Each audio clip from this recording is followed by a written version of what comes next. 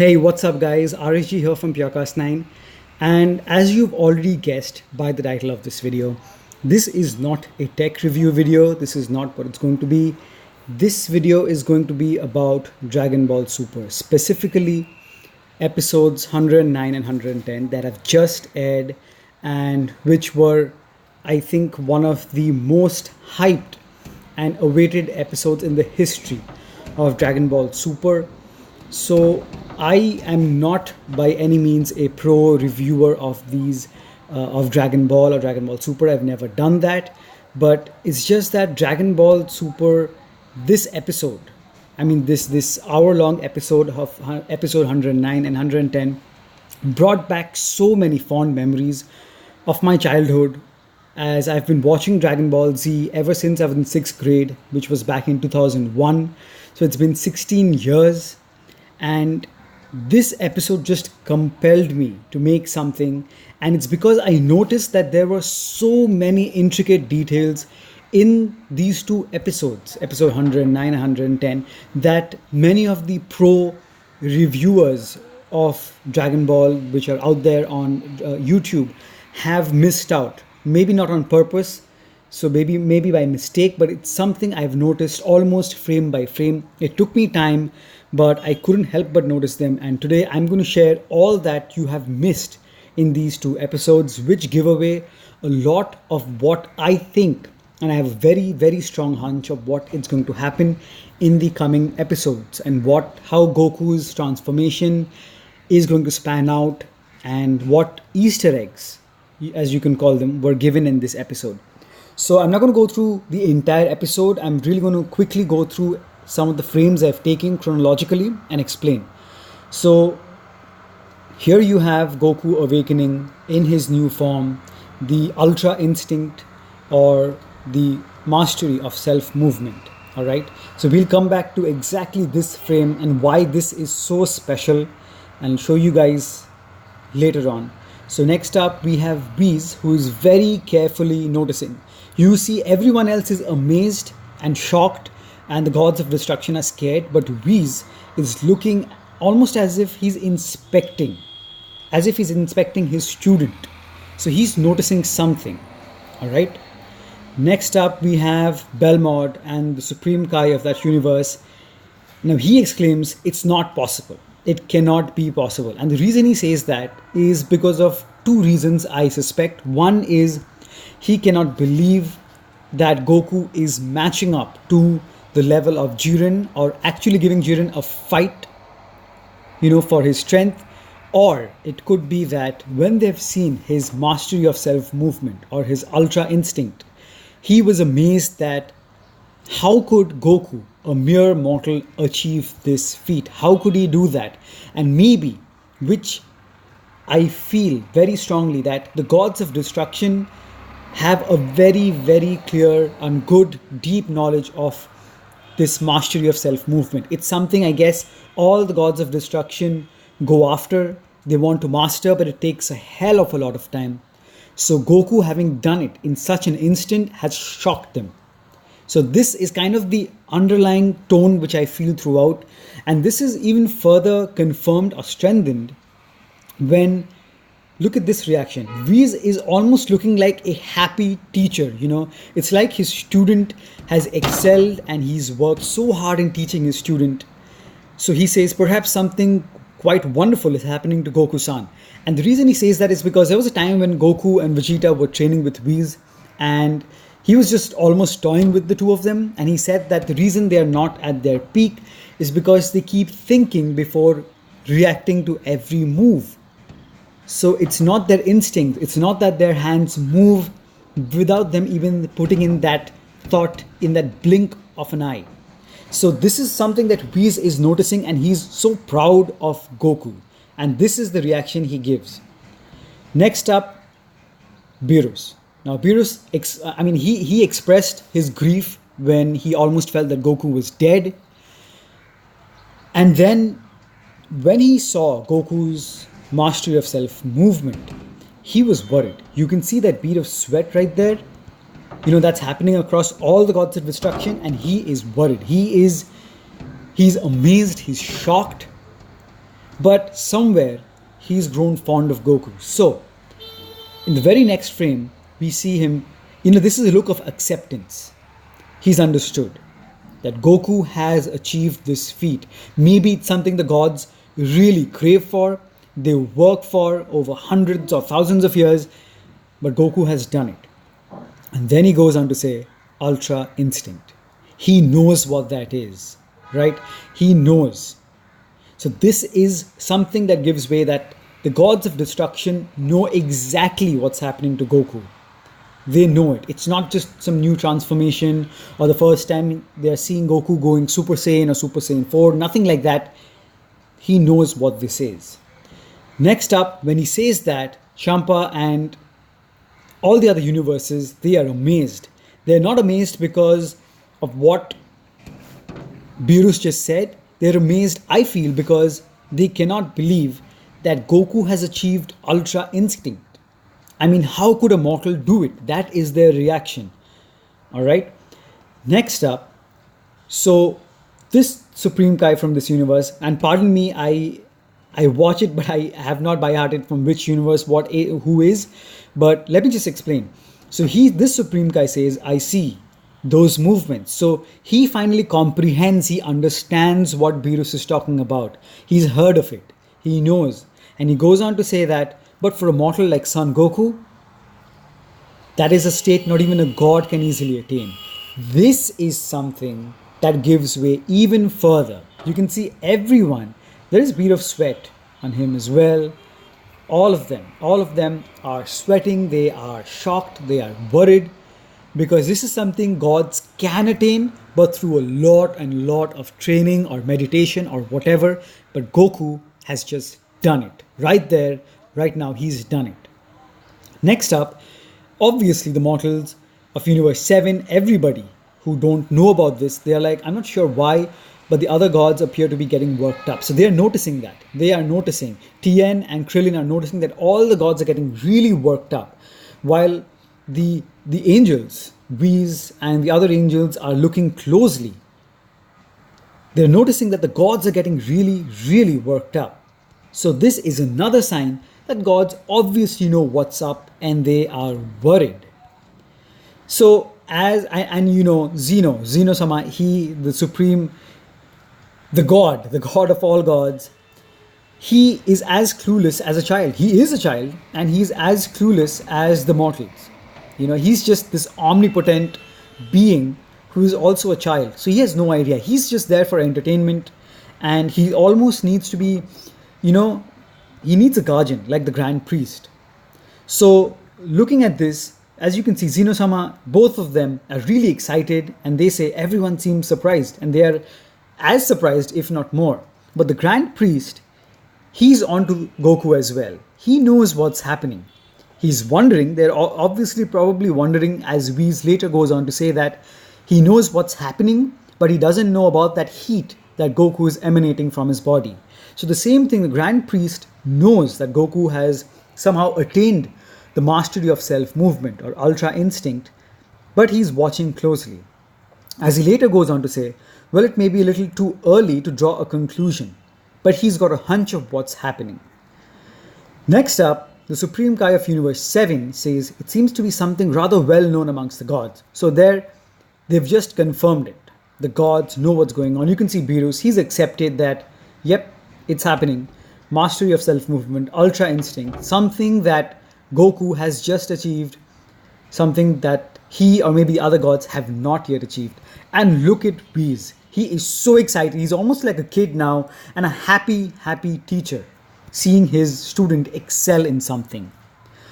Next up, he explains how Goku, and I'm not going to go into this. So in really short, Goku's spirit bomb or Genki Dama gets thrown back at him, and his resistance, his power to resist that immense clash, the clash of the spirit bomb and Goku's own power kind of broke through the shell and delved deeper into the depths of his hidden potential and unlocked it. And here he comes. And I just love it when Beerus said, he's coming. I mean, that gave me the chills, guys, and almost brought me to tears. Okay, so we'll go into this later. Okay, So now we go into some things you missed. So Goku, as Piccolo puts it, he's getting stronger, faster, sharper, heavier with each blow, with each passing second that he's facing Jiren. You know, he is matching blow for blow. He's even dodging, and he's getting closer and closer to bruising Jiren, who is almost turning out to be an omnipotent being, like he's not even tapped into 30% of his power. It's that effortless for him. But Goku is mastering his mastery of self movement each second that passes by, and you can see that. But here, as you can see, as he goes on to punch, a series of punches, as he goes on to deliver them on Jiren, for a second you see this flash that he goes back. His eyes are not silver. Over here, his eyes are still silver, but when he's punching, his series of punches, for a second, you see his eyes go black. So he's back to his base form. He's losing a lot of this newly attained form. It's not stable. And Goku always works harder, and he masters, like he's mastered Kaioken times 20 with his Super Saiyan God Blue form. So he's attained a balance, but this is so new that Goku hasn't yet balanced that, and he's using up a lot of energy. So he's fluctuating between his base form, so his eyes go black, and in the next frame he goes back to silver, and he's got this more determined look on his face, like he knows he's running out of that power, so he starts punching even harder. And for a second you can see Jiren, he looks amazed, he's shocked. All right, he knows that Goku has suddenly pumped up his power. And next up, exactly what happens, Jiren is amazed and Goku lands the first solid blow with his legs, with his knees, onto Jiren's torso. And then he blasts this beam, which also pushes him back, and Jiren falls to the ground. He doesn't really fall, he lands, and he's almost still, almost scratchless. He's not bruised at all, but he's taken the first blow, the solid blow from Goku. And as you can see, Goku almost in full power at this moment. His hair has got that greyish tone, his eyes are still silver or grey, what do you want to call it. Next up, Goku fires this beam that pushes him back. He goes and hits that pillar that's counting down the time. He bounces off that and comes straight to land the most powerful punch on Jiren. And he's coming in fast and hard. And as you can see, his eyes are still silver. Alright? He's coming in harder, eyes still silver, very clear. Belmod, and you can see Belmod specifically is really petrified at this point, because he knows that Goku has attained this amazing feat, this amazing new power, and if he successfully lands this blow on Jiren, something could tip the balance in favor of Goku, because he's just so powerful right now. Alright? And he's worried. He's worried, guys. But the very next frame, and this is something that I found most or all of the guys who are reviewing, the pros out there who are reviewing these episodes missed, that if you look very closely, there is a single frame which shows that just before Goku lands his punch on Jiren, he loses his form. His hair is black. His hair is black and his eyes have gone to his base form. He's just plain and simple Goku right now. He's lost his mastery of self-movement. He's burnt it all up. His hair is black. His eye is black. So he's lost that complete strength. He's just coming down with the momentum of that force with which he left the pillar, but he's lost his power. And Jiren, being the badass that he is, a single frame shows that Jiren notices this and his expression changes. He's determined. He knows that, alright, this guy is done for. And over here, when he lands that blow on Jiren and this huge ray of this yellow beam comes out, as you can notice, I don't know if you've noticed, this is something many missed, there is this red aura around that yellow beam that is emanating from that. And the very next frame, as you can see, that red aura is from Jiren, because he stopped. And look at Goku. He's emanating that heat from his body, but he's just plain simple Goku. His hair is black, his eyes are black, and he's just a fly now. He's got no strength.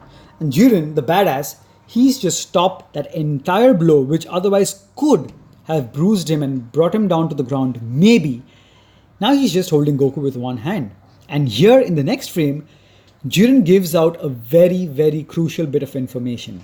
So he says that heat, that is your limit. So I suspect Jiren may have mastered the mastery of self movement, alright? Because when Goku first attains this and goes to instantly kick Jiren, he dodges that. But Topo and the other guy, oh, I'm forgetting his Dispo, sorry, they do not notice until after Goku is right beside them. So maybe Jiren has mastered that, but he also knows that as long as he's emanating that heat, as long as Goku is emanating that heat from his body, he's burning up more energy than he's actually using or putting to good use. So he knows that, and he says this, that is your limit. And in the very next shot, he blows Goku out. Alright, Goku falls, and here Goku is lying right beside Vegeta, and he says that it looks like I've used up all my energy. So he admits that, which further proves my hunch. Vegeta asks what happened. Goku says he doesn't know what all that was. And then he vanishes. He doesn't vanish. Goku uses instant transmission to transport himself to a safe place away from the battle in some dark corner where he can regain some of his energy. So guys, for all of you who are thinking that Goku lost, yes, technically he did lose. Alright, but he's not lost.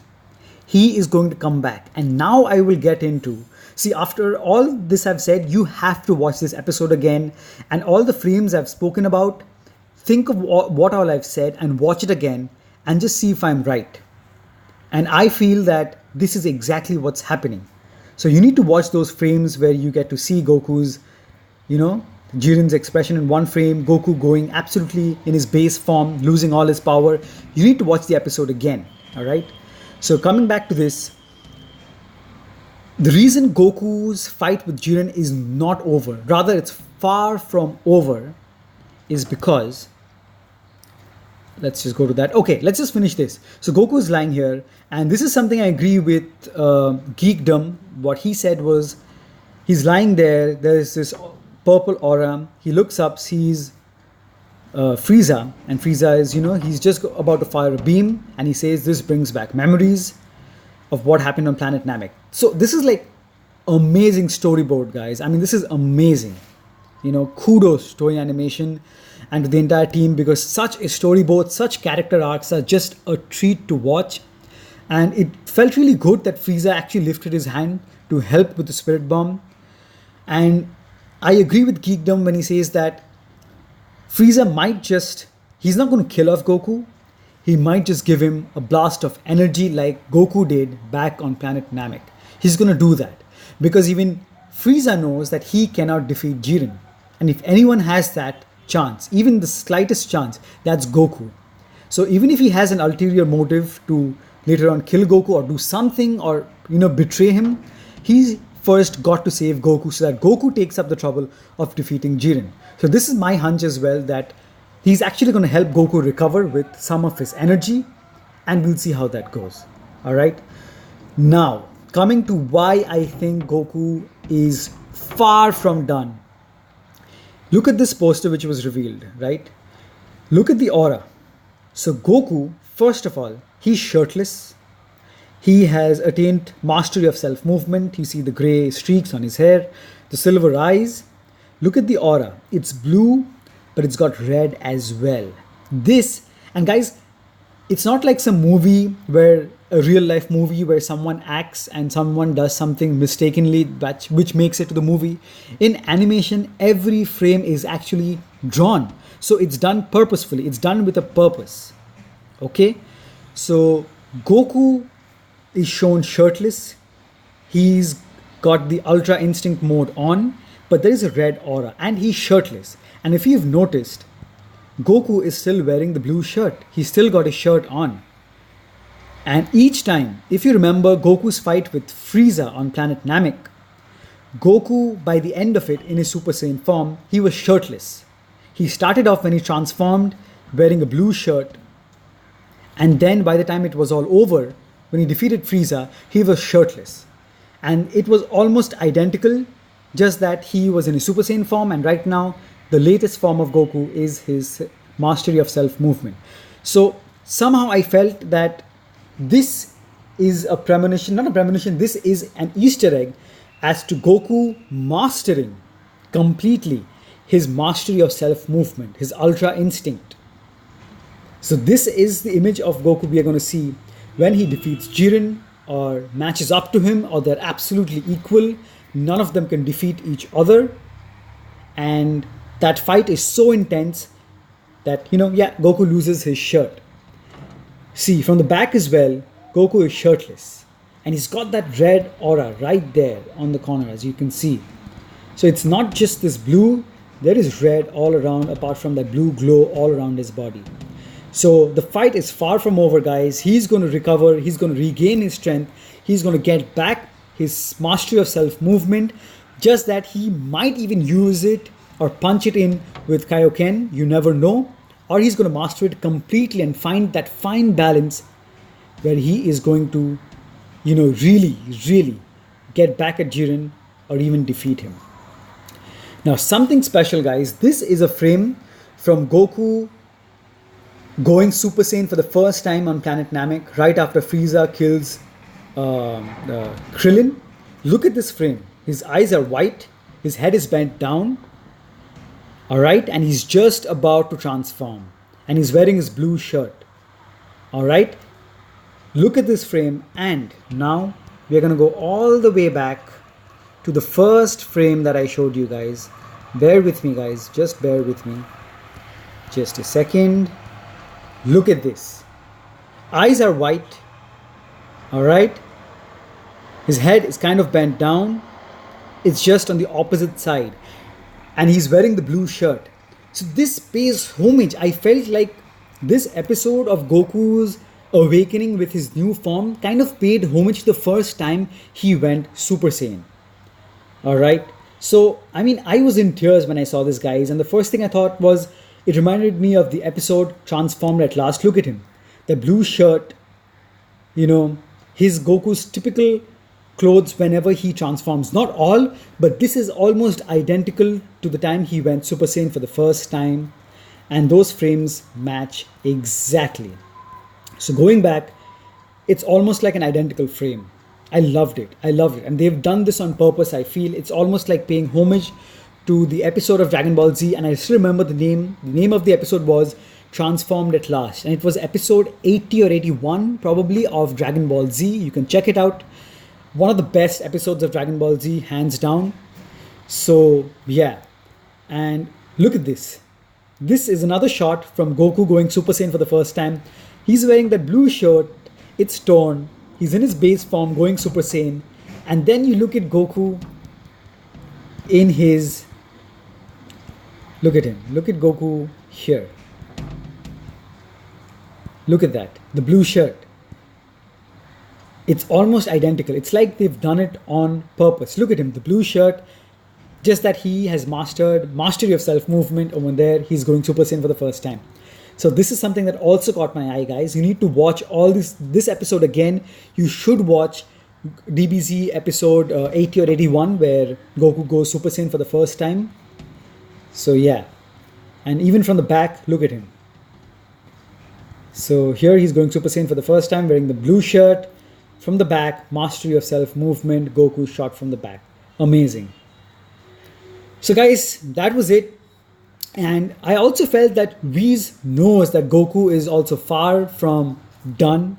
He's going to come back stronger. He's just used up his energy, because watch the episode again. Watch Dragon Ball Super's episode 109 and 110 again. And the part where Goku loses his power and the Supreme Kai from Universe 11 tells Belmont that it was only temporary, and Belmont is kind of relieved. There is a single frame where they show that Whis, while everyone is shocked or disheartened, Whis smiles. You're going to miss it. It's just like a single frame. Whis smiles. Now, guys, this is not a mistake. Animators of Toei Animation, they put that smile on purpose. And it's because Whis knows, I feel, that it's far from over. He's just used up his energy because he's used it for the first time. But Goku is going to come back. He's going to have an epic fight with Jiren again. His shirt is going to get torn off. He's going to master his Ultra Instinct. And we are going to have a treat for our eyes when that happens. So guys, that was my hunch. That was my theory, my take on what Dragon Ball Z, this survival arc, is going to span out to be. It's far from over. Don't lose your heart. Goku may have lost in this first round with Jiren, but he's going to come back. And he's gonna win, if not be equal to Jiren. So that's my hunch. If you've enjoyed this, guys, do give it a thumbs up. I've put in a lot of thought in this, and it took me some time to gather all the resources to give you this. I've thought about it all night, and this is my take on it. If you've enjoyed it, if you think any bit of it made sense, give it a thumbs up and subscribe to Purecast 9. I review tech, but if you guys like this, I might do reviews of Dragon Ball Super in the future as well. So do hit that subscribe button, and I'll catch you guys in the next one. Cheers.